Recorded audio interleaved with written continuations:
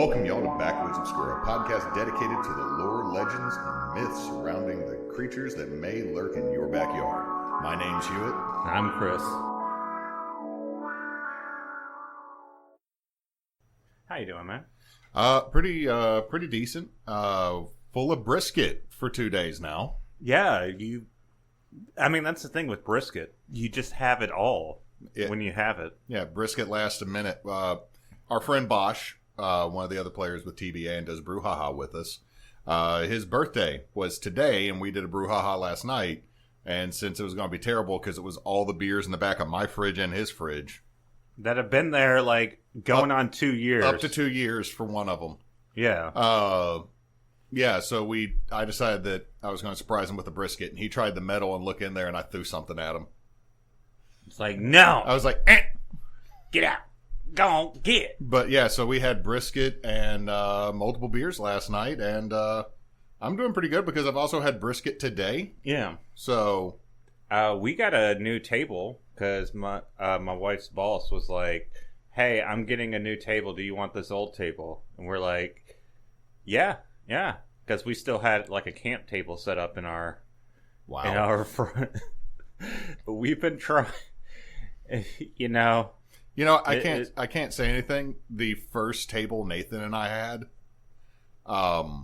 was a table base, and I think for a little while we either had a piece of plywood or cardboard, thick cardboard over it for Yeah, you see, but that's good for college students. We're in our 30s. I'm not. I'm just saying I'm not going to judge. Yeah. I mean, the thing is, we've been trying to clean the house, and I don't know what it is, but every time we move it, we seem to multiply our stuff by 1.5. I don't know why, because it feels like we always have more stuff after we move. That's because you didn't realize where all your tiny shit was in the place you were before, and then when you moved it all out, you're like, I have okay. Perfect example, if I was to empty out my medicine cabinet in my bathroom, it would cover my queen-size mattress. Oh, geez. Yeah, my medicine cabinet's pretty... I'm pretty sure there's, a whole bunch of empty bottles in there from stuff, from my medication that, You just don't realize how much stuff you have tucked in corners is really what it is. So, yeah, we've been cleaning up. We got our front room looking good. We're trying to get our great room looking good. Artax... He's doing okay. He lost a tooth recently. Yeah, you told me he had a tooth get pulled out by Jamie in a tug of war. We just kept an eye on him, made sure he's okay. He seems to be fine. Obviously, it was trauma related, and I just wanted to keep an eye on him, make sure there's no infection. But looks like it healed up good. He's still eating your tomatoes. He's still eating. I mean, he'll find anything to eat. He's a stubborn-ass dog. He just jumps into something and is like, it's mine now. My little old man of a weenie dog is deciding to pee on my green beans every day. He's just trying to get the phosphates in there. Yeah, I just don't want him to kill him. One time he peed my bell peppers to death. Oh, jeez.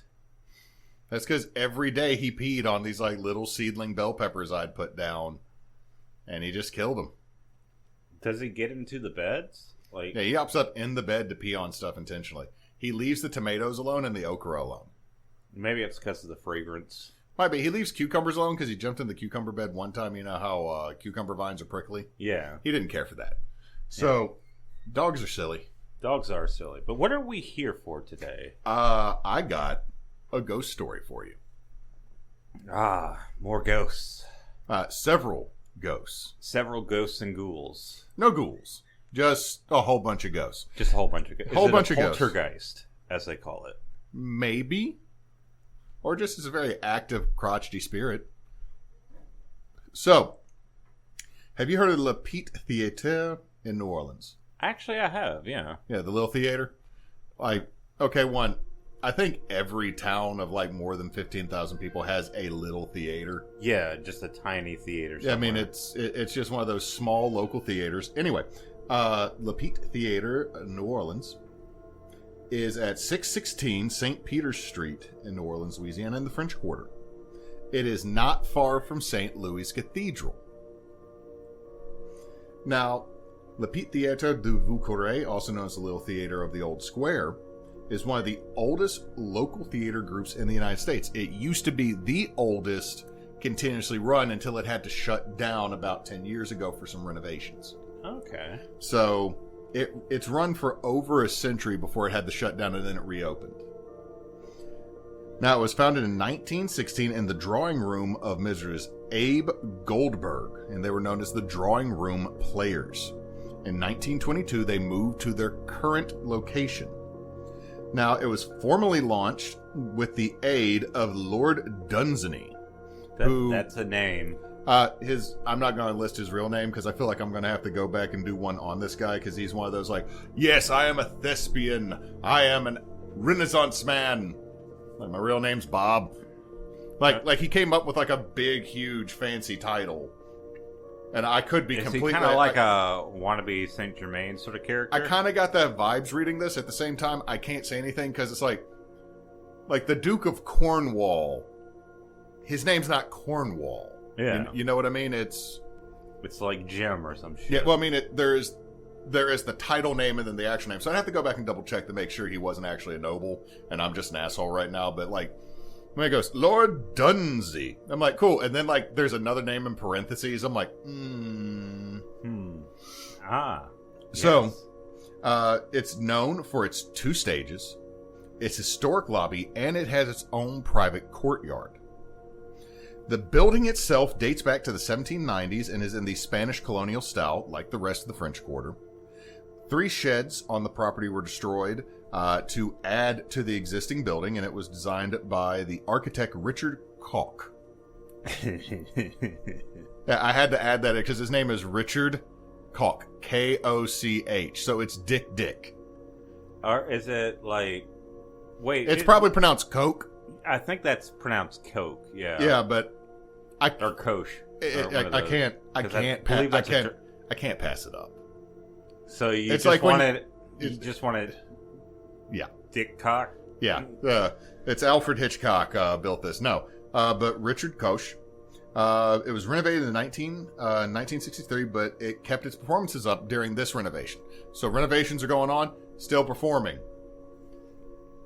Now, it's considered it's considered one of the leading little theaters in the nation. Now, in 2011, it fell on a little bit of hard times, and it made a deal to sell part of the building to Dickie Brennan. Lots of dicks in this. Dickie Brennan and family. It's a restaurant company. To deal with some financial troubles, they sold 60% of the original building to the restaurant, known as Tableau. It's a Creole restaurant. So next time we're in New Orleans, we need to go see if that place is still open and try Tableau. Uh-oh. Yeah, there's a bump somewhere. Fun fact, this building was the home to the last Spanish governor of Louisiana before it was given back to France and then sold to the United States. And it was also used by Benjamin Butler as a barracks in the Union occupation of the city of New Orleans during the Civil War. Oh, damn. So this building has some serious history. Some history, yeah. If you want to know something that's fun. Oh, no, I got 2 things. That's why I got so much stapled here. So, a lot of ghosts in this place. Because, let's be honest, every theater has a ghost. Yeah, I mean, isn't it a whole thing where you keep the light on? Yeah, and I'll talk about that a little bit later in this. But, I mean, think about it. We have the Little Theater. It's supposedly haunted. We have the Strauss Theater at the college that's supposedly haunted. We have the other theater, that's the smaller original one that was there when the college was first built. It's supposedly haunted. The theater at the Civic Center is supposed to be haunted. There's a couple other places that used to be theaters in Monroe that are now something else that were supposedly haunted. There's 1 or 2 theories I have why people consider theaters to be hotspots. Is 1, the building arrangement and acoustics. I think it kind of lends itself to being spooky, or you hear things and you don't exactly know where it comes from because the building is meant to Right, and before you start saying more, and so we don't jump the gun like in some of our other stories. I'm sorry. I've got that down. I've got some of that down there so that we can discuss it. But I'm just saying is every theater I've ever been, like the theater in Bastrop, Louisiana, is supposedly haunted. The auditorium of the school that we went to is supposedly haunted because it's a theater. Theater's always haunted, but this one is extra haunted. Claims to have no less than 40 different spectacular specters haunting it.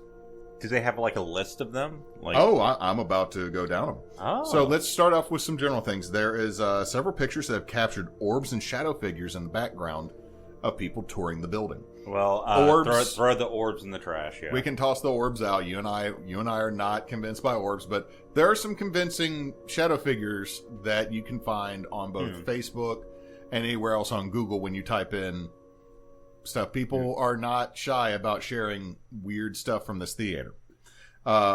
Reports of disembodied voices and being touched, standard rigmarole. Unexplained cold spots. And so that's the general like haunting stuff. Like you go in like, oh, it's cold in this one spot. Now, to be fair, this is a building in New Orleans, and if you tell me you ran into a really cold spot during, I don't know, the month we are currently in, or the next two, I'm like, you know what? I'll give cold spots a little credence when you live in just shy of a subtropical climate like we do. Yeah, you walk into a theater, like, when it's hot as balls outside, sweaty as all hell, and then there's this one nice breezy spot. Hey, honestly, Ghost, I would just be sitting there. Like, Ghost, just, I need you to stand right here. Boo, yeah, boo me all you want. Yeah. I need this. I'm contacting you from the other side. It's like, yeah, sure, I don't give a shit. I need my supernatural central air right now, so just chill here. I'll steal your soul. Yeah, as long as I'm getting AC, bro. Yeah, just... Have you been outside? Yes, it sucks. I wore wool in the 1800s. Anyway, moving on that note, a very common ghost sighting is they see Union soldiers walking up and down the hallway. Because again, during the Civil War, this was a barracks while the Union forces occupied the city of New Orleans. Now, the most common of all these soldiers is a vain young man, is how several people describe him, as he is seen fixing his uniform in front of where a large silver mirror used to be in the building, but it was taken down because it was broken. And that mirror had been there forever at that point. So, this is kind of a stone tape theory. This ghost keeps coming up and goes in front of the mirror, and he's sitting there trying to fix his collar, make sure his buttons are right, make sure the epaulets are right. Like you're watching a young officer prim and fix his uniform. Now, so this is like the residual haunting sort of thing, then. Yeah. And I wouldn't really consider him a vain young man because just being from a military family, if you don't have your uniform on right, somebody's going to make it your problem. Yeah. Like, if you... Usually how the military goes, even... Yeah, I mean, you need to wear it the way you're supposed to wear it, because beyond the uniform being what you wear, it's also a symbol. And if you're slumpy in it, it gives off in essence, you're representing your country when you're in uniform. So... Now, other sightings of soldiers. People have been walking around and found soldiers sitting around or standing around tables and actually had auditory notations of them making battle plans. Oh. Specifically, one account I found was they heard somebody talking about what would have been the Red River campaign about going up to Alexandria. So this is just full of residual hauntings. Well, these ones seem to be kind of residual. Let's see. You can hear marching randomly throughout the day in the building, which I kind of give that as the building settling, or I don't know, the weird acoustics of New Orleans. You can hear it sounds like a horse is walking on the street next to you, and it's a block over. So I don't really give much credence to hearing the soldiers march, but people have reported like the in cadence step of multiple people going through the building. Now, let's get into some specific ghosts. The first one is the Captain. Oh, he's just the captain. The Captain, also known as the Gentleman. A rarely seen, dapper-dressed man in a tall hat. The smell of pipe tobacco follows him, mostly shows up on opening nights, and supposedly he is looking for his lost love. He appears towards the back of the main theater. Okay, yeah. I feel like I've heard this one before, but go on. So they think he's looking for his lost love that was on stage. Now, he's also associated with disembodied clapping before or after shows, especially during rehearsals. And supposedly his clapping will result in the show doing well. Like, if you do not hear the captain clap, the show's probably not going to be a long runner. But if all of a sudden he's losing his shit because you did Rocky Horror Picture Show, it's going to run for years. That's the first one. Now, does this sound like a bunch of stereotypical ghost stories from a theater? Yes. Why do I like this one? Because it's a dapper gentleman that shows up smelling like tobacco pipe and clapping. He's not a bad ghost. Yeah, he's actually a pretty nice ghost if you think about it. It's like, yes! And then he uses his ethereal magic from beyond to bless your show to do well in the future. Let's do the time warp again. It's just a jump to the right. I don't remember the rest of the song. And then it's like, oh wow, this weird show just blew up and now it's a famous movie. Now, there's the next one is The Nun. There's always a nun. Now, the nun appears wandering around backstage. She still appears today. She is not a happy ghost. She is not happy with the theater in general because she does not seem to like thespians. So is this the same nun that's in the titular? No. Okay.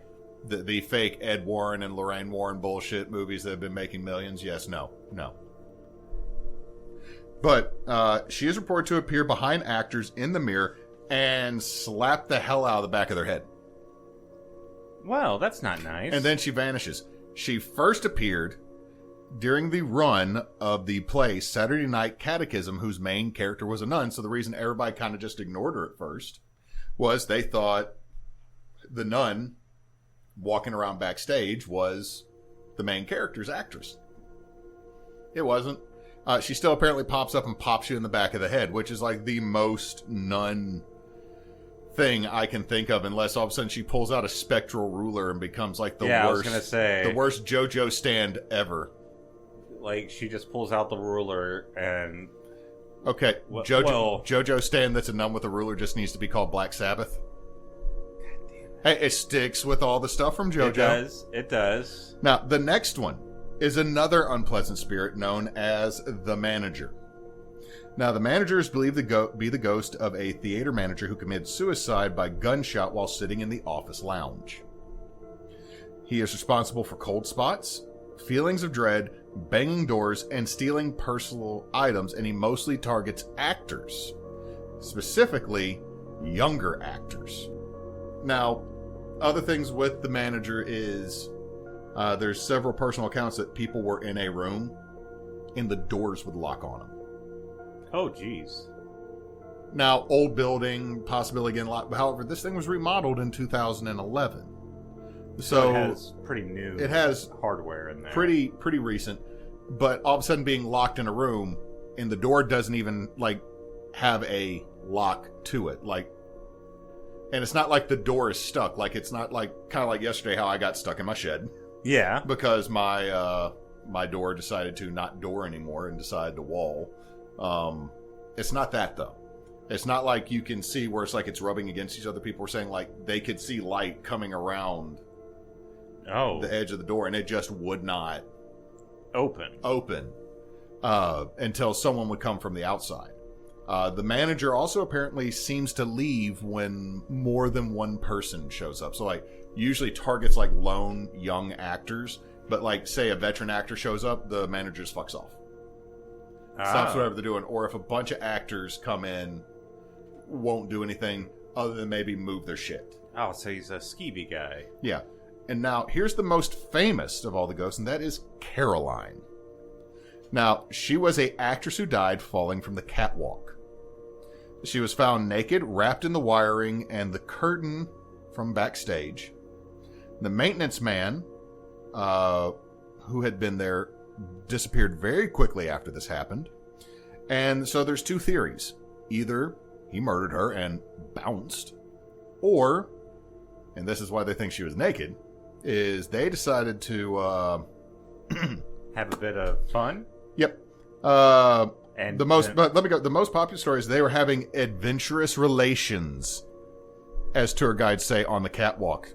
Adventurous relations. I love this euphemism now. You're only a level 3 fighter. You can't go on adventurous relations. It's above your challenge rating.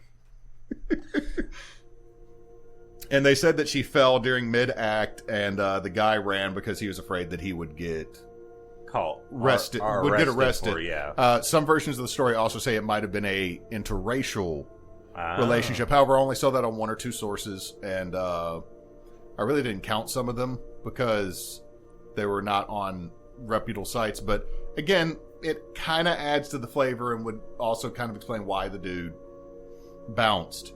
Now, she is a very helpful ghost. She is seen walking the catwalk, clothed. Oh, good. So she did find her clothes in the afterlife. Yeah, her clothes ghosts, she found them. The ghost clothes. Yeah. She's like, oh, dang, I'm dead. At least my clothes are right here. The clothes are like, we died 3 steps up. But she will also help the actors find missing items and is noted for helping people calm down when she shows up. If anybody has physically seen her, it's not like a, oh shit. It's a, oh, this is really weird and I should be scared. And it's like, but nah, bro. Like, she's also noted for calming first night jitters on performances. Oh. Now let's go to Sigmund. Sigmund was a stage carpenter who moves tools back to where they are supposed to be.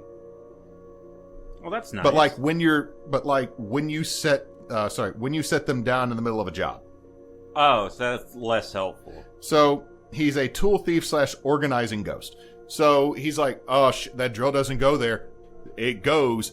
There's an outline on the pegboard where the drill goes, and that Ryobi battery goes back in the charger. You left it for 5 minutes. Put it back. It's it's obviously you're not using it. Yeah, very, very much a kind of anal retentive organizational ghost. Yeah, so this place seems to have quite the cast of characters. Still going. Oh, God. The Piano Man. Okay. There is disembodied piano music that can be heard throughout the theater, believed to be the ghost of Louis Moreau Gottschalk, who played the piano in the building in the 1800s when the building was originally a dance hall before it became a theater. Okay. So, now my thing is, I love this story. Also, you give me any ghost named the Piano Man, that sounds like... All these ghosts have such great names. I mean, it's like a New Orleans haunted house. Exactly, but here's the deal is like tell me you hear piano music in the French Quarter? No. Like, no. There's not a dude who just rolled a whole ass piano in the Jackson Square. We know there's a dude who did that. I mean, probably a few people. Next one. The Bride. There's always a bride, too. I mean, that's... Okay. A young bride committed suicide by jumping off a balcony in the courtyard. She has been seen on the balcony and by the fountain in the courtyard. Also, you can see her in the water if you don't see her physically next to you. People who stand on the balcony report a cold spot and very much get a desire to jump. That's not good. No. It's very much a call of the void. Yeah. I mean, now, let's be fair. Could that be a ghost? Yes. Could that just be the little intrusive thoughts in the back of your brain? Yeah. Could be. Now, there's also the spirit of a young black man who has been seen waiting outside of the theater. He is believed to be the ghost of a manservant from the early 1800s. Now, that is the whitewashed version of saying a slave. Oh, he was just a servant. Mm-hmm. He had a salary of gruel. Now, there's also stories that he could be a manservant from the late 1800s, but he's always seen waiting outside because of segregation and or slavery. He would not have been allowed within the building in the time period he would have been alive. So people will see this guy in tailcoats standing outside of the theater sometimes late at night. Oh, damn. There's a couple pictures. I didn't save them, but it's one of those, if you start Googling, there is a ton of photos. The problem is some of them are definitely fake, photoshopped. Yeah. Now, let's talk about theaters in general. So, nearly every theater is supposed to have a spirit or a ghost in it. And part of that is because theater folk are some of the most superstitious people in the world because they put on performances. This extends into bands. Yeah. Like, there are bands that, like, I gotta have my fucking Skittles color sorted. Oh yeah, no, because like, and I mean that I'm saying that kind of like, or there's I have to have this exact drink.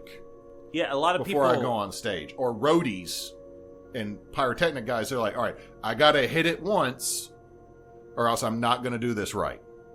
Yeah, they are. I mean, I think a lot of people. I mean, some of it is being a prima donna, but some people kind of see like rock stars having like these different sort of things they do before a show as like being bratty or spoiled, or and some of it is, but also but a lot of it is just like the superstitions. Like, I had to have this routine to make myself comfortable enough to play. I gotta have 30 minutes of uninterrupted silence before I go on stage. Nope, fans can't come see me. You can't come see me. I need 30 minutes, and if you interrupt my 30 minutes, the 30 minutes have to start again over. Or a lucky pick. Or a certain guitar. Yeah. You know what I mean? Or there's always something like that. There's superstition extends the band, but like theaters. Like, why do you say break a leg? It means good luck, but if you say good luck, it's going to doom the show. But if you say break a leg, I'm saying do something bad, and if it doesn't happen, well, shit, we had a good night. Yeah. Type thing. So theater folk and just performers in general are some of the most superstitious, I think it also out there. It also had to do with theaters being like, because of the way they would set up a show, you would have a lot more dangers in terms of like personal injury or even fatal injury. Right, like the Metallica and the Pyrotechnics. Yeah.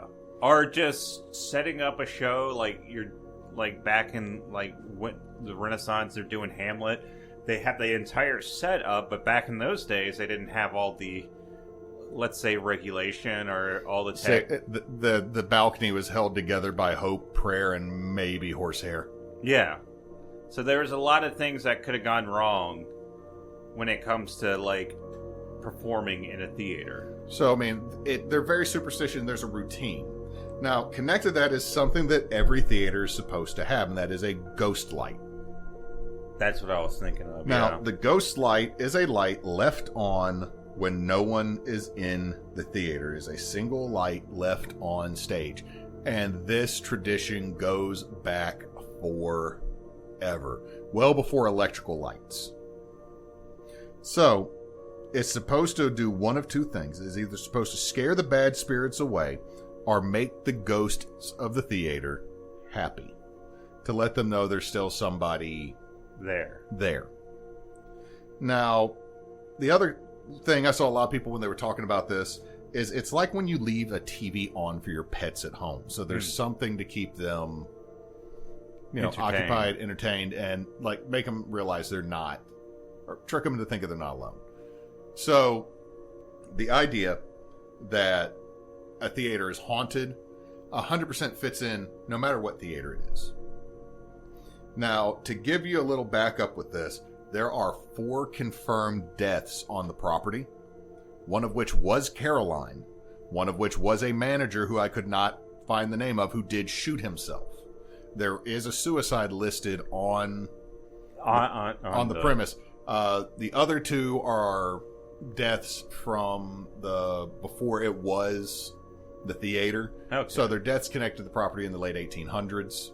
So there have been deaths on there, and that does confirm kind of 2 of the stories that happen in here.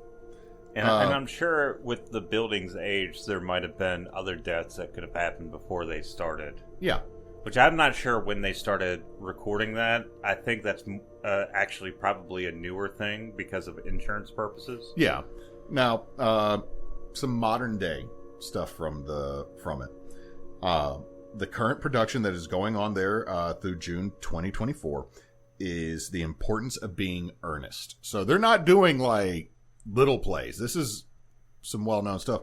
Also, they offer summer programs for children, especially children from low-income areas, nice. A summer camp so that they can get interested in the arts and acting. My sources were the LithPeteTheater.com, www.neworleans.com, TripAdvisor, which I'll get to in a minute, NolaGhost.com, and GhostCityTours.com. Now, this is the reason why I had to tell you this one. Because what I've told you is mostly just a generic ghost story, right? Like, yeah. We've hit like this sounds like we're about to go into the Haunted Mansion at Disney. Yeah, and a lot of the ghosts did have a very... tropey, everybody's got a... Yeah, like, because when you say nuns or brides or, a certain ghost that killed themselves and then came back and is now haunting... About the only thing this doesn't have is like a lady in something, like a lady in white or a lady in red type. Yeah. But this is what comes from TripAdvisor, and this is why I thought you would absolutely love it. TripAdvisor. Saw no ghosts, but the bathrooms were inadequately small. Toilets are short and shallow, like I took a dump and the log touched my butt, and it clogged. So there I was, just with my own gumbo touching me. One stare. What the fuck? Also, the whole building was uncomfortably hot, but they went in July. I mean, if you go... You don't go to fucking New Orleans in July and expect, like... But here's this person whose only complaint about the building is I went in July and it was hot, and then I went and used the toilet, and the toilets were too small for apparently this colossal shit they took. I'm reading like it popped up on TripAdvisor. I'm reading, I'm like, okay, sure. So there was at least one additional scary story. One additional scary story. This man went in there and just clogged the fucking toilet. The manager came in and was like, "Oh." I'm pretty sure they meant 1 star instead of 1 stare. I copied it off of the webpage. Okay, well, I mean, I kind of figure you're just being phonetic for... No. I copied it exactly, and it's like, I'm assuming this person came from up north. Like, I want a New York accent or a Jersey accent with this. It's like, oh fuck, now I can't do it. Shit. Anyway. I took a colossal dump and it touched my butt. He did say he was in his own gumbo, so... That's appropriation to me. You think that's appropriation? I don't feel like some Cajun person would say I was stuck in my own gumbo. Yeah, that doesn't sound like I've never heard it, at least. No, but I don't... You know what? That is absolutely terrifying to think if you were stuck in your own gumbo in this situation. Yeah. Did you burn the roux? Well, if they're from New York, probably. Oh, shit. Shots fired. I'll shoot as many shots at New York as I want. Don't say that on stream. Figurative. We're talking smack to New Yorkers. Next thing you know, that your door's gonna get kicked in by like 3 New Yorkers. What was that? What was that, you skinny piece of shit? Just pushes me down. That's what I thought, and they leave. My thing is, they spent thousands of dollars just to push you down. It's like, where's the bodegas? To be fair, hey. I want a bodega. Hey, $1 pizza. Where's my bodega? I don't know. I've never been to New York. I want bodegas. You can buy any similar to bodegas. They're called gas stations. Yeah. I mean, we don't have walkable cities here, so we have to make do somehow. True. But anyway, thank you for telling me this.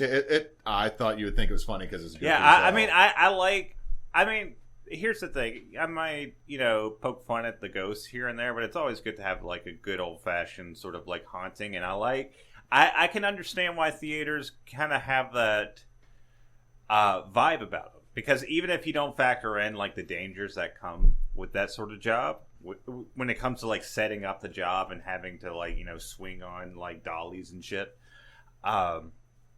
yeah, it is like, if you see a theater in dim light or with just the ghost light, it's kind of freaky. Well, I mean, it's kind of like we've said before, like when we talked about schools or college campuses, when they're empty. Yeah, they're creepy. It's a liminal space sort of deal. It's not just that; it's also this is a space that's meant to be alive. It's meant to be full. Yeah, and those places are like going to our mall first thing in the morning before it's really fully open. Oh, even though it's daylight, it's still kind of creepy as hell. Even though, now I remember years ago when I worked in the mall and having to leave the mall at the end of the after closing. Like, that was freaky as all hell, especially because the way you get out... Going through the back hallways that are just, like, plywood and... Yeah, they're very thin, and they have, like, that old, like, yellow-tinted lights and everything. It reeks of the 1980s in there. Oh, yeah. But anyway, we are Backwoods Obscura. We release every Tuesday. We are on most podcatchers. We're trying to get on Apple Podcasts. Update your fucking website, Apple. We are also Team Bonus Action, if you want to go over that. Team Bonus Action is a charity D&D group of friends that play games to have fun, be goofy, and help kids that are in bad situations. Currently, at the time of this recording, we are partnered with St. Jude. Other times of the year, we are partnered with the Trevor Project or with... Children's Batson's Hospital over in Jackson with Extra Life and Children's Miracle Network. We are looking at expanding into some other areas about food safety and reproductive rights. So, so we got that. You can find us at teambonusaction.com. You can find us at Team Bonus Action on Facebook, Instagram, Blue Skies, Threads. You can also find us at bonus_team on Twitter. And I think we might be getting a TikTok to do goofy stuff on. Yeah, we might do that. I need to expand the stuff for Backwoods Obscura, so I might just be looking into that stuff anyway. But anyway, I hope you have a good day or night or whatever time it is. Hey, have a safe drive, a good jog, get that exercise on. And hey, if you're listening to us while you're taking a test, hope you do well on it.